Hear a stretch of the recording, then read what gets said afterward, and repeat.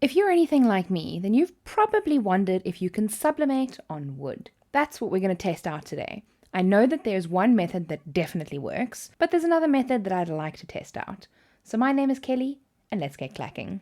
So what I have today is little wooden rounds. Now, I got these from Super Floral, which is a local distributor here in South Africa, but if you're in the US, you can easily get these from Amazon. I also have Mod Podge, and this Heritage is a South African brand. I know that you in the US will have Mod Podge, which is pretty much the same thing. This is kind of just a rip-off of that. Now, what I've done is I've actually painted some of these wood rounds with a few different layers of Mod Podge, or Mod Podge. This one has 3 layers. This one has 2 layers, and this one has 1 layer. Now, of course, these aren't perfectly flat, so it will be interesting to see how the print adheres, but some of the sides will be a little bit flatter and some of the sides will be a little bit more coarse, which is another nice test to see what kind of wood rounds you'll need to get in order to get this proper sublimation effect. So I have printed off quite a few little circles. I've done the same design because I want to have consistency of the design throughout the sublimation process. And what we're going to do is we're going to press each one of these and see if the sublimation takes. Now, the process that I followed to cover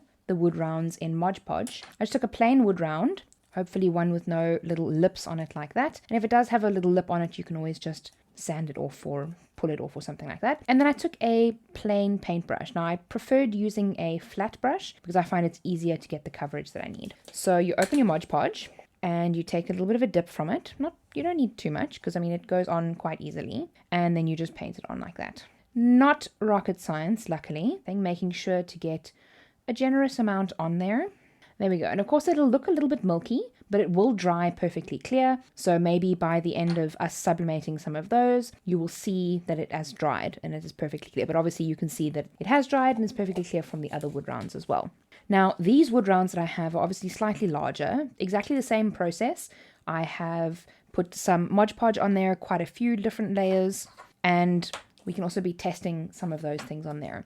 And then I'm going to cut out some of our little circles. You can obviously do this using your Cricut or your Silhouette device, but these are honestly just plain circles, so I'm not going to bother. Fun fact, I've actually had these scissors since high school, maybe even junior school. So they're old. Let's get started with the Mod Podge method first, as this is one that is relatively new to me and I'd like to test it out. So like I mentioned, I've done a few different ones with various levels of coating. So we're going to start with the one coating first, which is this one. And I'm going to do them separately because unfortunately these wood rounds aren't all perfectly the same thickness. So when you press them in a heat press, you will have slightly different degrees of press, essentially. So some will have a tighter press, some will have a looser press. So I just want to make sure that we're giving this test a proper good old college try. And we're going to do them individually just to make sure that, you know, we at least keep some part of this test mildly scientific. As some of my favorite YouTubers say, science adjacent. Okay. So we have the paper. I'm just going to put it onto the wood round like that. Pretty much the whole wood round is covered, a few gaps that may not show. And as always, we place it film up onto the heat press and we press at 190 for 90 seconds. Okay, so the first one's done. And instead of doing the reveal because the paper's nice and stuck on there, although I wonder if we shouldn't peel this hot, if we can peel this. Okay, it's quite difficult to peel off, so I think we might need to lower the pressure a little bit. But that looks good. So that looks pretty good. That looks pretty good. I have heard that with this method, what you should do is let it cool completely and then wet the paper and then rub the paper off. But that looks pretty good. So I'm quite keen, I'm quite happy with that. But let's go with 2 layers. So we're going to try 2 layers now. I might do a little bit less pressure because I think the pressure might have been a little bit too high on that one. The 3 and 4 coats might even be unnecessary judging by what the first coat looked like. Although I wonder if they might not make it a little bit brighter. Obviously it's on transparent, and you're going to get the color of the wood coming through. But that looks pretty good. I'm very impressed. Very impressed. I wonder if you could make a stencil and then Mod Podge on the stencil and then sublimate on that. That would look amazing. Maybe we should try that. I think maybe I'll do that as well. Obviously, we're only on number 2 now, but if we could do that with one of the larger wood rounds. Let's take a bigger one. Oh, I love having ideas. And then I'll quickly cut a little vinyl stencil and then do some Mod Podge with that and see how that comes out. That could look really pretty. Oh, it smells like the Newlands forest in here. It's actually lovely. So again, the paper is pretty much completely stuck. So we're going to definitely try that other method. I might need to try it from here on out though, because this does not want to come off. So what I'm going to do is I'm going to let this cool down. I'm going to do number 3, replacing number 3 on. Obviously I've written the numbers at the bottom so that we can actually see what they are like. I think I'm going to lower the pressure on this one as well. There we go. The pressure is now pretty much on medium to light pressure. So let's see how that makes a difference as well. But I'm going to quickly cut a little heart or something like that to put on here. And we're going to use that as a stencil and see how the stenciling comes out. So I've cut a little heart and I'm just going to cut it out. And then because I'm using it as a stencil, I'm going to weed out the heart bit and place it onto my fresh wood round. I'm going to use this side because it's a little bit smoother. You can totally use transfer tape for this, but I'm being a little bit lazy. And I mean, it's just one piece, so whatever. I'm going to stick it down. I would suggest sticking it down or burnishing it quite hectically, because if you don't burnish the edges, then the Mod Podge will go underneath the vinyl and you'll get a little bit of a bleed effect. So it won't have some nice crisp edges. I mean, if this works, let's hope it works. This would make for sensational table numbers for weddings. Imagine how that would look. The first coat, I'm going to do a very light one, because typically what happens if you do a very thin first coat is that it seals the edge a little bit. So that if you then go in with a thicker coat on the second coat, then you have less chance of it bleeding. So you do a very thin light coat. I like to brush from the vinyl in so that you're pulling away from the edge so it doesn't clump, because if you're brushing that way, because there's a little bit of a lip there, the excess glue will collect by the lip and you have a higher chance of bleeding. So I prefer to brush inwards away from the seam to try and avoid that as much as possible. Probably should have centered the heart in the middle of the swirl, hey? Oh well, you can learn from my mistakes. Isn't it great? I can make the mistakes so that you don't have to. If you are enjoying this video, I would really appreciate a thumbs up, as it really helps the YouTube algorithm to know that this is good content. If you're not yet subscribed to my channel, subscribe to my channel for more Sublimation, Cricut, Silhouette Cameo tutorials in the future. And if you would like to support the channel, you're welcome to buy me a coffee with a link in the description. And by the power of video editing, this is going to be dry in 3, 2, 1. And here we are for our second coat. Dry in 3, 2, 1. Okay, so this is all dry now. Now I can see that the Mod Podge is nicely in its shape. There you can see the glare on the camera, which is cool. So now I'm going to take this one and I'm going to sublimate over that. And let's see what it does. It'll be interesting also to see how it affects the plain wood and if it just sticks to the Mod Podge or if it sublimates a little bit onto the plain wood as well, which it probably won't, because wood is a natural fiber and natural fibers don't, take to sublimation, but it's always nice to have a control group in these kinds of tests. Okay, so this one I'm going to peel hot because I feel that it worked nicely on the other ones. So let's see. Okay, I'm peeling gently, but quickly, fluidly.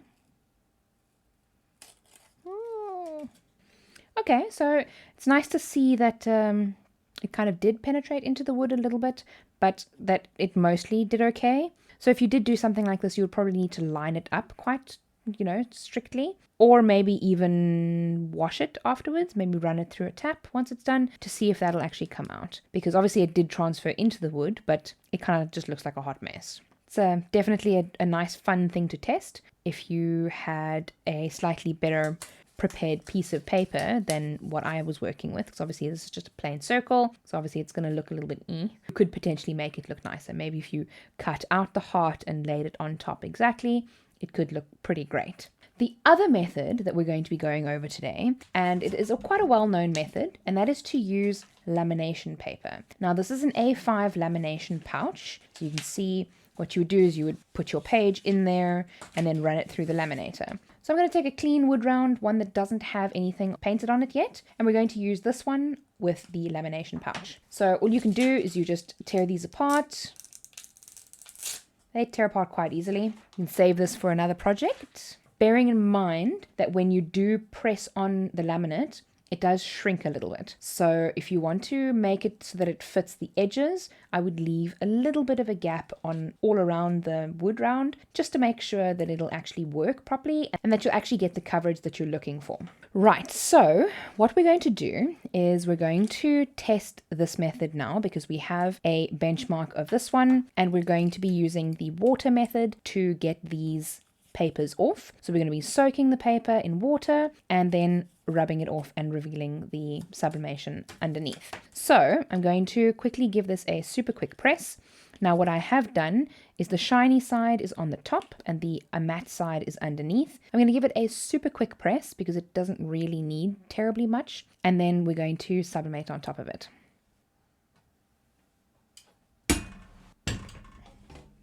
Okay, so that was a quick 10-second or so press, and what I'm going to do now is I'm going to trim off the excess laminate on the side, just so we have a nice clean edge. Yes, I know I'm doing a terrible job. I'm going to clean it up at the end.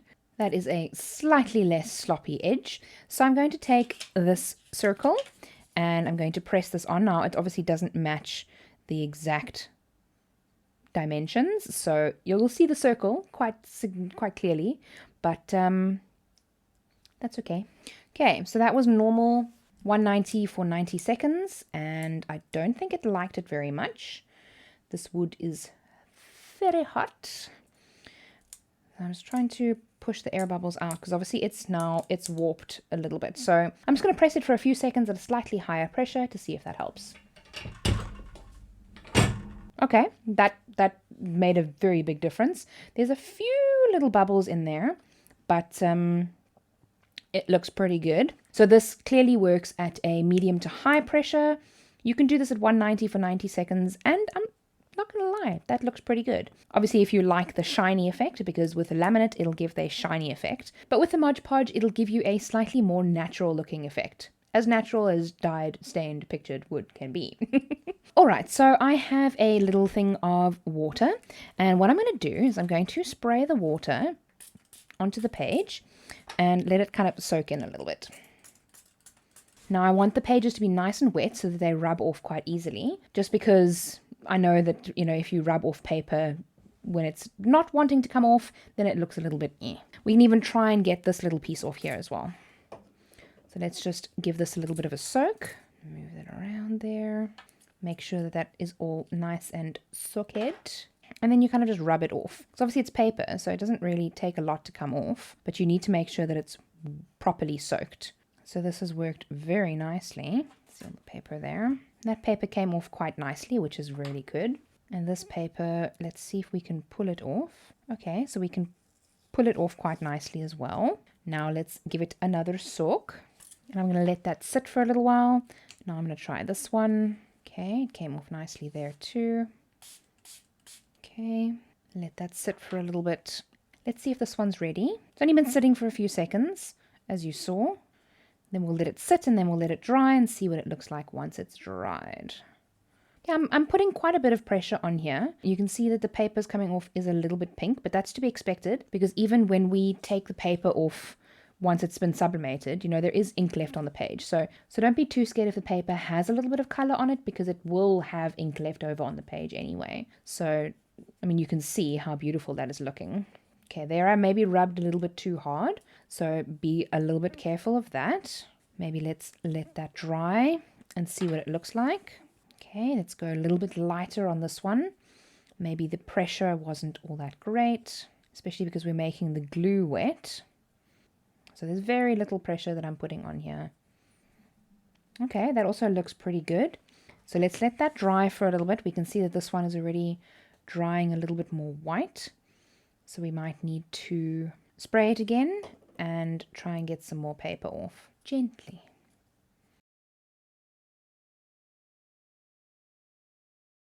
I'm going to do the same with the number 3, or this is number 2. Quite a bit of paper is coming off, which is good. I'm sure you can probably use like a toothbrush or something like this for this as well. But obviously just don't press too hard. Oh, that is looking very good.